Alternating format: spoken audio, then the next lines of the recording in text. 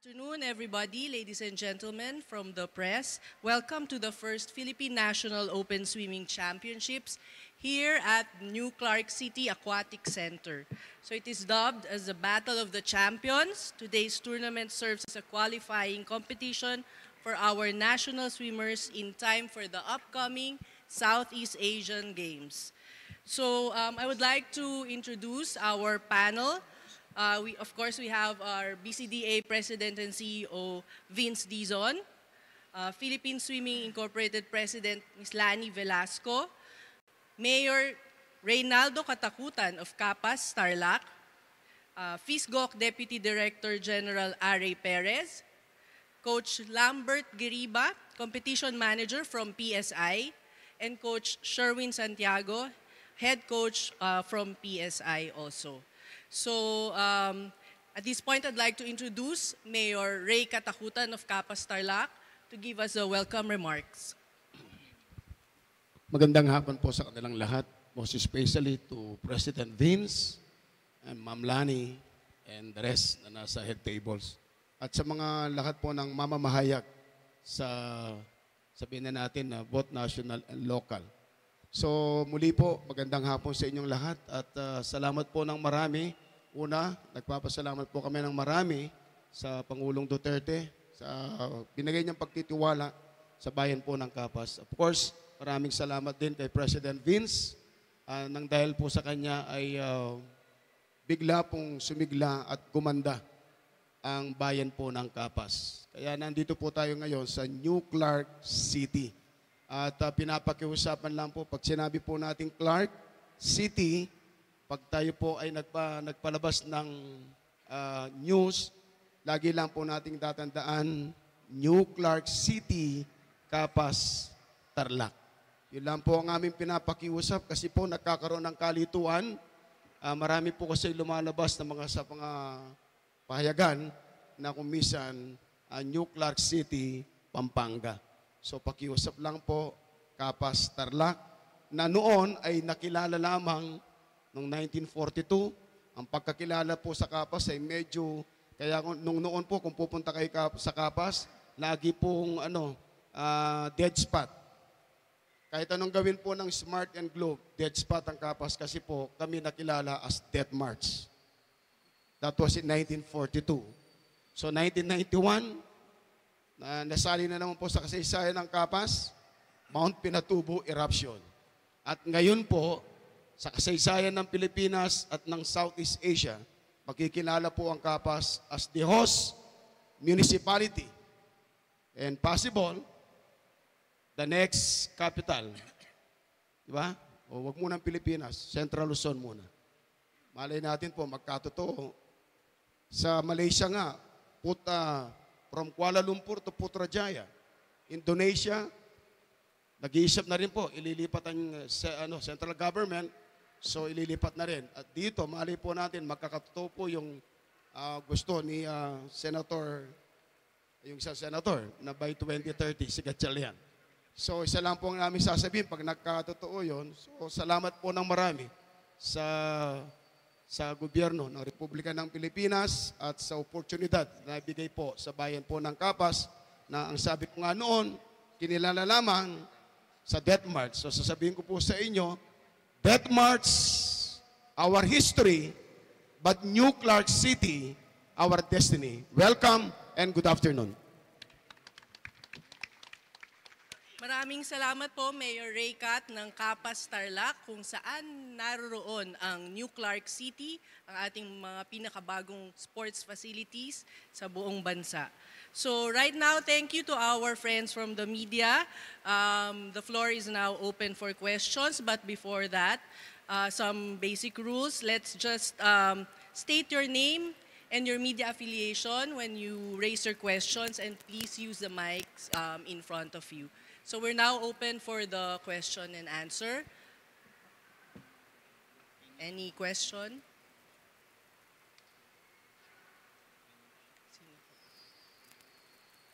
Yes, sir. State your name and media affiliation. Hi, good afternoon. Nick Jonko, Manila Bulletin. Question for Mr. Vince Dizon. How do you intend to fill up, for example, this one, the Aquatic Center and the track stadium by the SEA Games? Because the location is quite it's a bit far off the main road. So, paano po yung crowd dito? Paano makakapunta? Sige, unang-una, yung daan na dinadaanan nating lahat ngayon, hindi yon ang magiging access road going into the facility. No? In fact, our athletes already tried using the new road from the Subic-Tarlac Expressway, which will get you to this venue in 10 minutes or even less. No? So it's a direct access road. It's a 6-lane highway that will bring you all the way from SCTEX to here. So, and that will most likely be open to the public as early as October of this year. So in a month's time, bukas na to the public, and it will be much, much easier than what we've been passing through these past months. So, number one. And second of all, I think the organizers of the SEA Games, the PHISGOC, the POC, and the PSC all have their marketing programs in place to market the venues, the various venues for the games to everybody, to all Filipinos. No? And I think for a very small fee, no, for a very low price of entry, it will be very, very accessible to all of our countrymen. Pero tingin ko, Mayor Ray, correct me if I'm wrong, tingin ko baka sa Capas pa lang puno na to eh. No, sa Capas pa lang, sa bayan pa lang ng Capas, mapupuno na to eh. Hindi pa natin bibilangin yung mga iba't ibang mga lugar sa Central Luzon hanggang Metro Manila at sa ibang lugar pa. Also for our citizens outside of Luzon, we know that Clark International Airport is just very close, so they can fly into Clark. They don't even have to fly into Manila. There are flights to and from Clark from every major city in the country. So it's pretty accessible, no? Especially when the road is done in October. Hindi na siya madaling puntahan. Tsaka walang traffic yun, garantisado. Yeah, but yung public, how would they go here? Meron bang shuttle buses? Okay, I think the organizers have plans for point-to-point buses from various areas all the way to from Metro Manila, Clark, and other areas, even in northern Luzon, I would think. No? And that will also be in place for our citizens who either do not have access to private transportation or who would opt to instead use the point-to-point system. So that will also be in place. This is a question for Mayor. Mayor, ano ba maging participation ng Municipality of Capas after the SEA Games? Ano ba mangyayari po dito sa Aquatic Center and dito sa... Meron po bang municipality balak na involvement dito? Well, sa kasalukuyan po, kinausap mo na rin si President Vince, ano? After ng SEA Games, meron na tayong schedule na hosting ng SCUA comes February. So yung State Colleges Universities of Central Luzon, Capas will be hosting such. And likewise, we have already a previous negotiation with the Department of Education. By December of 2020, again, the New Clark City will be hosting the ASEAN Schools Competition. So ASEAN Schools Competition to be hosted by the LGU Capas and the Department of Education. Let me answer that more generally. No? Okay, BCDA, even during the development and planning and design of this entire city, remember, what we're building here are not just sport facilities. We're building the first phase of the next metropolis of Luzon, the next Metro Manila, so to speak. No, we are not building these facilities just for the SEA Games. No, I must make that very, very clear. And since they are part of the city, they will be what they call mixed-use facilities, meaning they are of use not just for sporting events like the SEA Games, but they will be used as other facilities that can be used by the general public. Okay. Now, what are those other uses that will make use of these facilities? Number one, yung games na sinasabi ni ni Mayor Ray. Both local, and later on I'm going to pass it on to President Lani Velasco. Even international swimming meets can be hosted here because all of the specifications of this facility are already up to international standard and they've already been accredited. But apart from that, in other countries which have facilities like this, like other countries that have hosted the Olympics, for example, London, Sydney, and other countries, use facilities like this for public use. They can be used by the public for swimming clubs. They can be used for corporate events, for team building, for corporate events. They can even be used for other activities, like the stadium, obviously, can be used for concerts and other events. No? So that is the plan to make these facilities mixed-use facilities, not just for use of one game, one event, or another event. Now, the next most important issue is how are these going to, so unahan ko na kayo kasi alam ko ito na rin ang susunod yung tanong. How will these facilities be operated and maintained? And I have, on several occasions, already said publicly, the plan of BCDA is to privatize the operations and maintenance of these facilities. We believe that in order to preserve and run these facilities well, we need to involve the private sector. We need to privatize the operations and maintenance so that the private sector will not only operate and maintain the facilities well, they will also be the ones to find the best uses for them. And finally, before I pass it on to President Lani, it's important also for us to realize that last year, a law was passed to create the National Athletes Training Center. And the National Athletes Training Center, in our discussions with the Philippine Sports Commission, will be here in New Clark City. So after the games, our athletes, aquatics, athletics, will be calling this their new home. Dito na sila. No, dito na sila magte-train. Yung iba sa kanila, dito titira. At dahil ito na ang magiging bagong National Training Center, in the succeeding phases of New Clark City, which will happen right after the Games and the Paralympic Games in January, we will already commence with phase 2 of the sports facilities, where we will be building more world-class sports facilities for other sports. No, so you're talking about sports like football, cycling, tennis, and other sports that will require other world-class facilities. Para lahat ng atleta natin, dito na rin. No? And I just want to pass it now on to Ms. Lani, because I think one other thing that we can do here, which is being done by other countries, is actually market it as training facilities worldwide. Hi.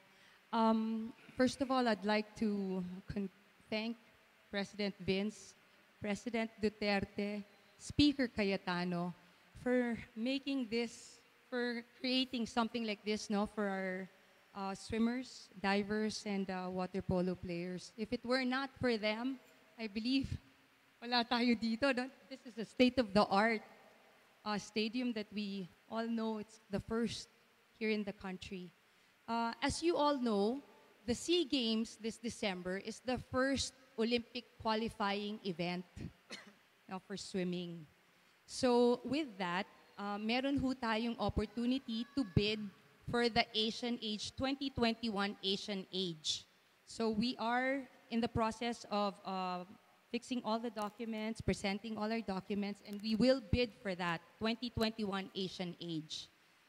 Other than that, other plans here are the 2020 Tokyo. This place, this stadium, this pool, because it is a FINA accredited pool, it can be the ground, training ground for all European and US-based swimmers who are preparing for the Tokyo Olympics. So, with the help of President Vince, we will make it happen. We'll bring them over here para rin yung swimmers natin ma-inspire to see all of them, no? Thank you. Thank you, Sir Vince. Ms. Lani, any other question? Yes, sir. Your name, please. Check. Yun. Ivan Saldeheno from Dagat Philippines.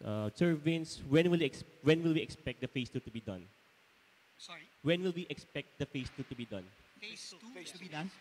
Well, in all likelihood, we will be able to finish the second phase of the sports facilities before the end of the president's term. So before the president leaves office in 2022. Tapos na rin tayo doon. Pero maybe some of the facilities, like maybe say the football stadium, could even be done earlier than that. No? Nakita nyo naman, no, with the help of our partners, MTD, our joint venture partners for this phase 1, ito natapos to in 17 months ba? 18. Well, yes, about 17 months. No? So, meaning we can finish these facilities before the end of the president's term in 2022. Okay. Since dumatagas yung ulan dito, how will you adjust sa mga weather?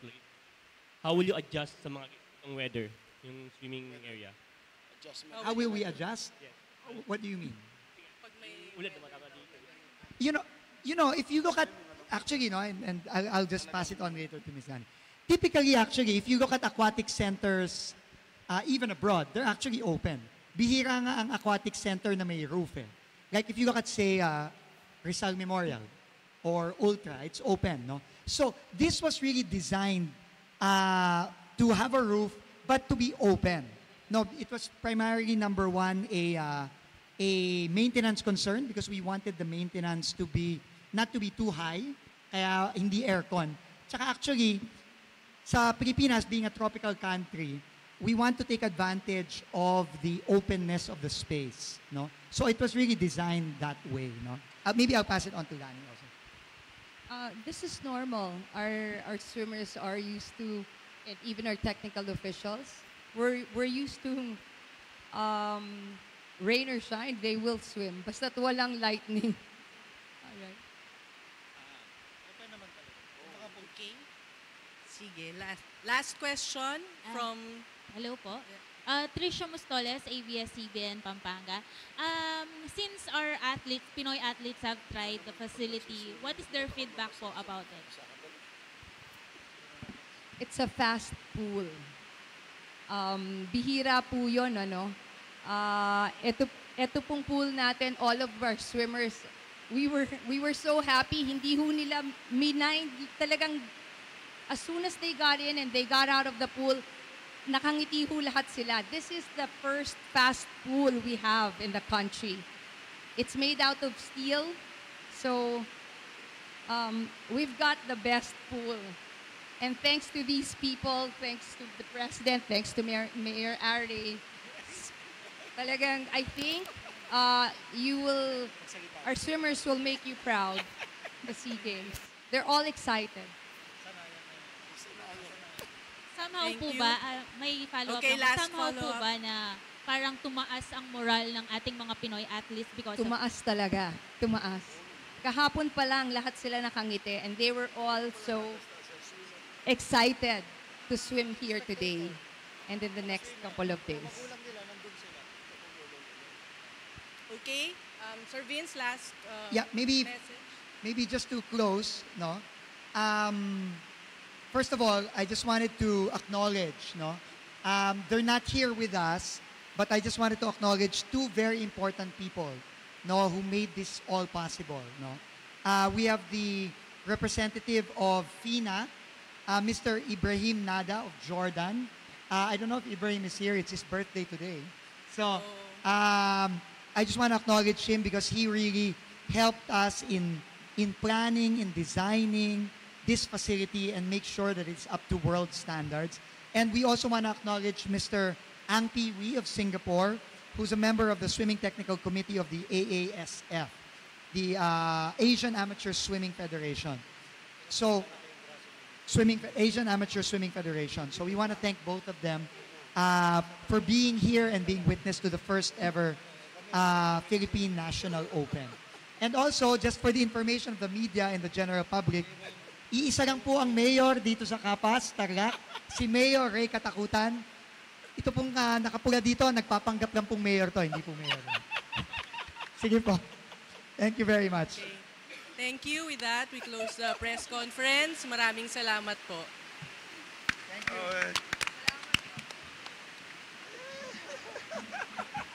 Ayos ba, boss? Ayos ba? Sinabi mo, binawi mo. Ano? Sabi na tayo.